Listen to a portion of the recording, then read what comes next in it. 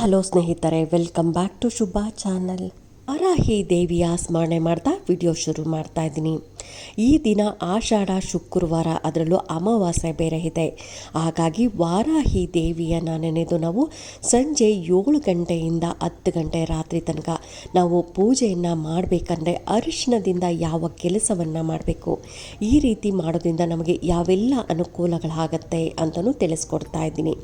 ವಾರಾಹಿ ದೇವಿ ಅಂದರೆ ಎಲ್ಲರಿಗೂ ಗೊತ್ತಿರುವಂಥದ್ದು ಶಕ್ತಿ ದೇವತೆ. ಹಾಗಾಗಿ ನಾವು ಅಮಾವಾಸ್ಯೆಯ ದಿನಗಳಲ್ಲಿ ಅಮ್ಮನನ್ನು ನೆನೆದು ಅಮ್ಮನ ನಾಮಗಳನ್ನು ಜಪಿಸುತ್ತಾ ನಾವು ಈ ಕೆಲಸವನ್ನು ಮಾಡಬೇಕಾಗತ್ತೆ. ವಾರಾಹಿ ದೇವಿಗೆ ಕತ್ತಲೆ ವಾರಾಹಿ, ಧೂಮ್ರ ವಾರಾಹಿ ಅಂತ ಕೂಡ ಕರೀತಾರೆ. ಯಾಕೆಂದರೆ ಅಮ್ಮನನ್ನು ಸಾಮಾನ್ಯವಾಗಿ ಮಧ್ಯರಾತ್ರಿಯಲ್ಲಿ ಪೂಜೆ ಮಾಡೋರು ತುಂಬ ಜನ ಇರ್ತಾರೆ. ಅದರಲ್ಲೂ ತಾಂತ್ರಿಕ ಪದ್ಧತಿಯಲ್ಲಿ ಪೂಜೆ ಮಾಡ್ತಾ ಇರ್ತಾರೆ. ಅಮ್ಮನಿಗೆ ತಾಂತ್ರಿಕ ಪೂಜೆಗಳು ತುಂಬಾ ನಡೀತಾ ಇರುತ್ತೆ. ಇನ್ನು ನಾವು ಮನೆಗಳಲ್ಲಿ ಕೂಡ ಸಂಜೆ ನಾವು ಕತ್ತಲೆ ಆದಮೇಲೆ ಪೂಜೆ ಮಾಡಿದ್ರೆ ನಮಗೆ ತುಂಬಾ ಒಳ್ಳೆಯದಾಗುತ್ತೆ. ಅದರಲ್ಲೂ ಅಮ್ಮನ ದ್ವಾದಶ ನಾಮಗಳನ್ನು ಹೇಳ್ತಾ ಮಾಡಬೇಕಾಗತ್ತೆ. ಇನ್ನು ಯಾವ ರೀತಿಯಾಗಿ ಮಾಡೋದು ಅನ್ನೋದಾದರೆ, ಸಂಜೆ ನೀವು ಕೈಕಾಲು ಮುಖ ಎಲ್ಲ ತೊಳ್ಕೊಂಡು ನೀವು ದೇವ್ರ ಮನೆಯಲ್ಲಿ ಕೂತ್ಕೊಂಡು ಅಮ್ಮನ ಫೋಟೋ ಇತ್ತು ಅಂದರೆ ಅಮ್ಮನ ಫೋಟೋಗೆಲ್ಲ ನೀವು ಅಲಂಕಾರ ಮಾಡ್ಕೊಂಡು ಹೂಗಳಿಂದ ಅಲಂಕಾರ ಮಾಡ್ಕೊಬೇಕಾಗತ್ತೆ. ಅಕಸ್ಮಾತು ಫೋಟೋ ಇರಲಿಲ್ಲ ಅಂದರೆ ಒಂದು ದೀಪವನ್ನೇ ಹಚ್ಚಿ, ನೀವು ಪ್ರತ್ಯೇಕವಾಗಿ ದೀಪ ಹಚ್ಚಬೇಕು ಅಂತ ಏನಿಲ್ಲ, ನೀವು ಪ್ರತಿದಿನ ಯಾವ ದೀಪ ಹಚ್ತೀರಾ ನೋಡಿ ಅದೇ ದೀಪವನ್ನು ಕೂಡ ಹಚ್ಬೋದು. ಇಲ್ಲ ಅಂದರೆ ಪ್ರತ್ಯೇಕವಾಗಿ ನೀವು ಒಂದು ತುಪ್ಪದ ದೀಪವನ್ನು ಹಚ್ಚಿ ದೀಪದಲ್ಲಿ ನೀವು ಅರಿಶಿನ ಕುಂಕುಮ ಹೂಗಳಿಂದ ಅಲಂಕಾರ ಮಾಡಿ ಅಮ್ಮನನ್ನು ನೀವು ಆ ದೀಪದಲ್ಲೇ ನೀವು ನೋಡಬೇಕಾಗತ್ತೆ. ವಾರಾಹಿ ಅಮ್ಮನನ್ನು ನೆನೆದು ನೀವು ಆ ದೀಪಕ್ಕೂ ಕೂಡ ನಮಸ್ಕಾರ ಮಾಡಿಕೊಂಡು ನಂತರ ನೀವು ಒಂದು ಬೌಲನ್ನು ಇಟ್ಕೊಳ್ಳಿ. ಗಾಜಿನ ಬೌಲ್ ಆದರೂ ಪರವಾಗಿಲ್ಲ ಅಥವಾ ಸ್ಟೀಲ್ ಬೌಲ್ ಆದರೂ ಪರವಾಗಿಲ್ಲ. ಆ ಬೌಲಲ್ಲಿ ಒಂದು ಅರ್ಧ ಭಾಗ ಆಗಷ್ಟು ನೀರನ್ನು ತಗೊಂಡು ಇನ್ನೊಂದು ಬೌಲಲ್ಲಿ ನೀವು ಅರಿಶಿಣವನ್ನು ತಗೊಬೇಕಾಗತ್ತೆ.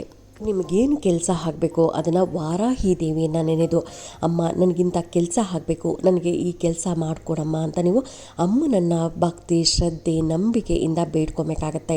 ನನಗೆ ಸೈಟ್ ತೊಗೊಂಡಿದ್ದೀನಿ, ಅದು ಯಾಕೋ ಕೋರ್ಟ್ ಕೇಸ್ ಆಗಿಬಿಟ್ಟಿದೆ, ಅದರಿಂದ ನನಗೆ ನನ್ನ ಕಡೆ ಆಗಬೇಕು ಅನ್ನೋದಾಗಲಿ, ಅಥವಾ ನಾನು ಸೈಟ್ ತೊಗೊಬೇಕು ನನಗೆ ಅವಕಾಶ ಮಾಡಿಕೊಡಮ್ಮ ಅನ್ನೋದಾಗಲಿ, ಅಥವಾ ಮನೆ ತೊಗೊಬೇಕು ಅನ್ನೋದಾಗಲಿ, ಅಥವಾ ಮನೆಯಲ್ಲಿ ಮಕ್ಕಳು ಚೆನ್ನಾಗಿ ಓದಬೇಕು ಅನ್ನೋದಾಗಲಿ, ಅಥವಾ ಆರೋಗ್ಯ ಚೆನ್ನಾಗಿರಬೇಕಾಗಲಿ, ಈ ರೀತಿಯಾಗಿ ನೀವು ಹೇಳ್ಕೊಂಡು ಒಂದೊಂದೇ ಚಿಟಿಕೆ ನೀವು ಅರಿಶಿಣವನ್ನು ತಗೊಂಡು ರಿಂಗ್ ಫಿಂಗರು ಮತ್ತು ಹೆಬ್ಬೆರಳಿನ ತಗೊಂಡು ನೀವು ಒಂದೊಂದೇ ನಾಮವನ್ನು ಹೇಳ್ತಾ, ಅಮ್ಮನ ನಾಮವನ್ನು ಹೇಳ್ತಾ ನೀವು ಒಂದೊಂದೇ ಚಿಟಿಕೆ ಅರಿಶಿಣನ ನೀವು ಆ ನೀರಲ್ಲಿ ಹಾಕಬೇಕಾಗತ್ತೆ. ಕೈಯಲ್ಲಿ ಅರಿಶಿನ ತಗೊಳ್ಳೋದು, ವಾರಾಹಿ ದೇವಿಯೇ ಅಂತ ಹೇಳ್ಕೊಳ್ಳೋದು.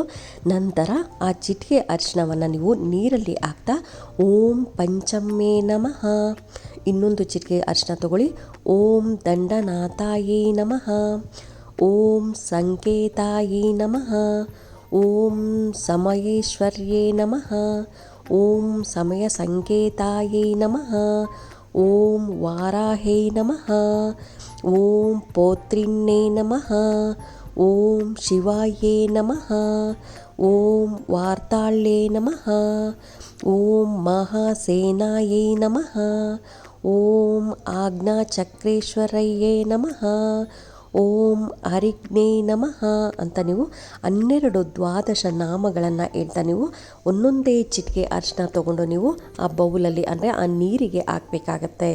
12 ದ್ವಾದಶ ನಾಮಗಳು ಆದಮೇಲೆ ನೀವು ಆ ಬೌಲನ್ನು ಅಂದರೆ ಅರಿಶಿನ ಹಾಕಿರೋ ಬೌಲನ್ನು ನೀವು ಅಮ್ಮನ ಫೋಟೋ ಹತ್ರ ಅಥವಾ ದೀಪ ಹಚ್ಚಿರ್ತೀರಲ್ಲ ದೀಪದ ಹತ್ರ ಇಟ್ಟು ಮತ್ತೆ ನೀವು ಅದಕ್ಕೂ ಕೂಡ ಆರತಿಯನ್ನು ಮಾಡಬೇಕಾಗತ್ತೆ. ಅಗರಬತ್ತಿ ಮತ್ತು ಕರ್ಪೂರದಿಂದ ಆರತಿಯನ್ನು ಮಾಡಿಕೊಂಡು ನೀವು ಅಮ್ಮನನ್ನು ಬೇಡ್ಕೊಳ್ಳಿ. ನಿಮಗೇನು ಕಷ್ಟ ಇದೆಯೋ ಎಲ್ಲವನ್ನು ಹೇಳ್ಕೊಂಡು, ಅಮ್ಮ ನನ್ನ ಕಷ್ಟಗಳನ್ನೆಲ್ಲ ಬಗೆಹರಿಸಮ್ಮ, ನಾನು ತುಂಬಾ ಕಷ್ಟಪಡ್ತಾ ಇದ್ದೀನಿ, ನನಗೆ ಈ ಕಷ್ಟ ತಡೆಯೋಕ್ಕಾಗದೇ ಇರೋಷ್ಟು ಕಷ್ಟ ಇದೆ, ನನಗೆ ಈ ಕಷ್ಟಗಳಿಂದ ಪಾರು ಮಾಡಮ್ಮ ಅಂತ ನೀವು ಅಮ್ಮನನ್ನು ಬೇಡ್ಕೊಬೇಕಾಗತ್ತೆ. ಭಕ್ತಿಯಿಂದ ಕೇಳಿಕೊಂಡ್ರೆ ಅಮ್ಮ ಖಂಡಿತ ನಿಮಗೆಲ್ಲರಿಗೂ ಒಳ್ಳೇದು ಮಾಡೇ ಮಾಡ್ತಾಳೆ.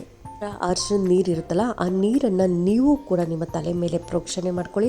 ಮತ್ತು ಮನೆಯೆಲ್ಲ ಪೂರ್ತಿಯಾಗಿ ಪ್ರೋಕ್ಷಣೆ ಮಾಡಬೇಕಾಗತ್ತೆ. ಇನ್ನು ಎಷ್ಟು ಬೆಡ್ರೂಮ್ ಇರುತ್ತೋ 2-3 ಬೆಡ್ರೂಮ್ ಇದ್ದರೆ ಆ ಬೆಡ್ರೂಮ್ ಪೂರ್ತಿಯಾಗಿ ನೀವು ಸ್ವಲ್ಪನೇ ಪ್ರೋಕ್ಷಣೆ ಮಾಡಬೇಕು.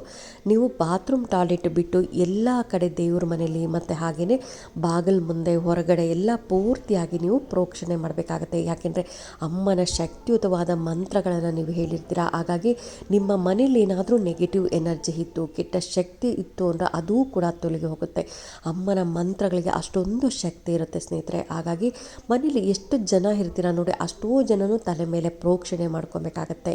ಇನ್ನೂ ಸ್ವಲ್ಪ ಅರಿಶಿನ ನೀರು ಉಳೀತು ಅಂತಂದರೆ ನೀವು ಯಾವುದಾದ್ರೂ ಗಿಡಕ್ಕೆ ಹಾಕಿ, ಯಾರು ತುಳಿದೇ ಇರೋಂಥ ಜಾಗದಲ್ಲಿ ಕೂಡ ಹಾಕ್ಬೋದು, ಇಲ್ಲಾಂದರೆ ಯಾವುದಾದ್ರೂ ಗಿಡಕ್ಕೂ ಕೂಡ ಹಾಕ್ಬೋದು. ಈ ರೀತಿಯಾಗಿ ಮಾಡೋದ್ರಿಂದ ನೀವು ಅಂದುಕೊಂಡ ಕೆಲಸಗಳು ನಿಮಗೆ 24 ಗಂಟೆಯಲ್ಲೇ ಆಗುತ್ತೆ. ಏನು ಅಂದ್ಕೊಂಡು ನೀವು ಪೂಜೆ ಮಾಡಿರ್ತೀರ ನೋಡಿ, ನನಗೆ ಮನೆ ಬೇಕು ಅನ್ನೋದಾಗಲಿ, ಸೈಟ್ ಬೇಕು ಅನ್ನೋದಾಗಲಿ, ಆರೋಗ್ಯ ಸರಿ ಹೋಗಬೇಕು ಅನ್ನೋದಾಗಲಿ, ಅಥವಾ ಕೆಲಸದಲ್ಲಿ ಪ್ರಮೋಷನ್ ಬೇಕು ಅನ್ನೋದಾಗಲಿ, ಅಥವಾ ಮಕ್ಕಳು ಚೆನ್ನಾಗಿರಬೇಕು ಅನ್ನೋದಾಗಲಿ, ಮಕ್ಕಳು ಚೆನ್ನಾಗಿ ಓದಬೇಕು ಅನ್ನೋದಾಗಲಿ, ಒಳ್ಳೆಯ ಕೆಲಸ ಸಿಗಬೇಕು, ನಿಮಗೆ ಏನೇನು ಆಸೆ ಇರುತ್ತೆ ನೋಡಿ, ಎಲ್ಲ ಆಸೆಗಳನ್ನು ಹೇಳ್ಕೊಂಡು ನೀವು ಪೂಜೆಯನ್ನು ಮಾಡಬೇಕಾಗತ್ತೆ. ವಾರಾಹಿ ಅಮ್ಮ ನಿಮ್ಮ ಎಲ್ಲ ಆಸೆಗಳನ್ನು ನೆರವೇರಿಸ್ತಾಳೆ. ಅದರಲ್ಲೂ ಈ ಸಾರಿ ನಮಗೆ ಆಷಾಢ ಶುಕ್ರವಾರ ಬಂದಿದೆ, ಅಮಾವಾಸ್ಯೆ ಬಂದಿರೋದ್ರಿಂದ ಇನ್ನಷ್ಟು ಒಳ್ಳೆಯದು ಅಂತ ಹೇಳ್ಬೋದು. ಹಾಗಾಗಿ ಎಲ್ಲರೂ ಮಾಡ್ಕೊಳ್ಳಿ, ತುಂಬಾ ಸಿಂಪಲ್ ಇದೆ. ಹಾಗಾಗಿ ಎಲ್ಲರೂ ಮಾಡ್ಕೊಳ್ಳಿ, ತುಂಬಾ ಈಸಿ ಇದೆ. ಅಮ್ಮ ಎಲ್ಲರಿಗೂ ಒಳ್ಳೇದು ಮಾಡ್ತಾಳೆ. ಇಷ್ಟೊಂದು ಮಂತ್ರ ಹೇಳೋಕ್ಕಾಗಲ್ಲ ಅಂದರೆ ನೀವು 12 ಸಾರಿನೂ ಓಂ ವಾರಾಹಿ ದೇವಿಯೇ ನಮಃ, ಓಂ ವಾರಾಹಿ ದೇವಿಯೇ ನಮಃ ಅಂತ ಈ ರೀತಿಯಾಗಿ ಕೂಡ ಹೇಳ್ಬೋದು. ಇಲ್ಲಾಂದರೆ 12 ದ್ವಾದಶ ನಾಮಗಳು ಹೇಳೋಕ್ಕಾಗುತ್ತೆ ಅನ್ನಂಗಿದ್ರೆ ಅದನ್ನು ಕೂಡ ಹೇಳ್ಬೋದು ಸ್ನೇಹಿತರೆ. ಇನ್ನು ಗಾಜಿನ ಬೌಲೇ ತೊಗೊಬೇಕು ಅಥವಾ ಗಾಜಿನ ಲೋಟನೇ ಬೇಕು ಅಂತ ಇಲ್ಲ, ಸ್ಟೀಲ್ ಬೌಲು, ಸ್ಟೀಲಿನ ಲೋಟ ಇದ್ರೂ ಆಯಿತು.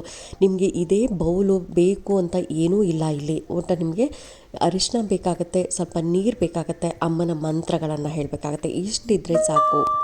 ನಾಳೆಯಿಂದ ವಾರಾಹಿ ನವರಾತ್ರಿ ಶುರು ಆಗುತ್ತಾ ಇದೆ.